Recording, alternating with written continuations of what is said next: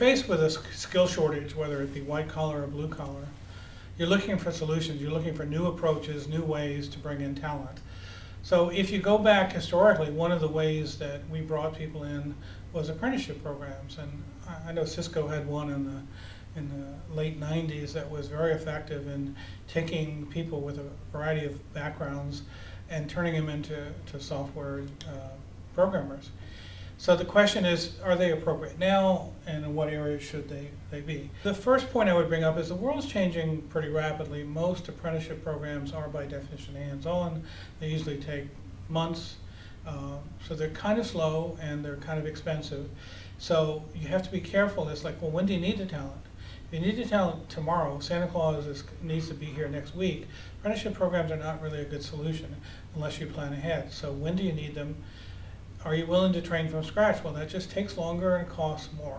The alternative is to have a great employer brand. If you have a great brand, people everywhere around the world talk about you, like an Apple or a Google, you're going to find people going to beat a path to your door.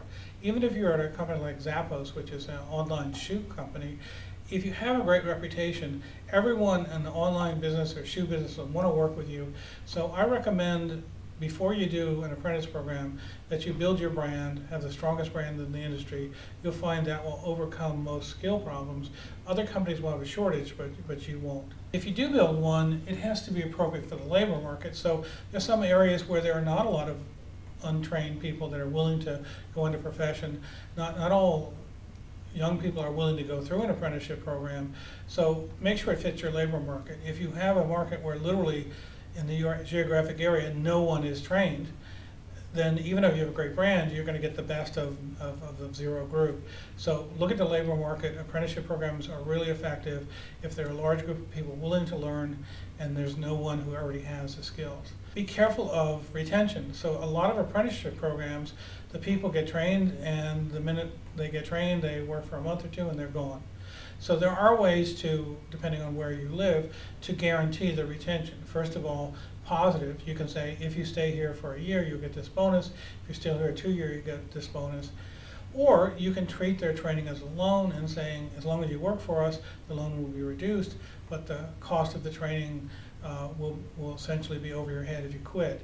So you want to make sure that you do something to realize that a lot of people that go through apprentices, especially in a tight labor market, will leave because they get paid more. And if this is India or China, they might literally leave even before they finish the program. So retention has to be a huge aspect. You probably want to provide them with a mentor.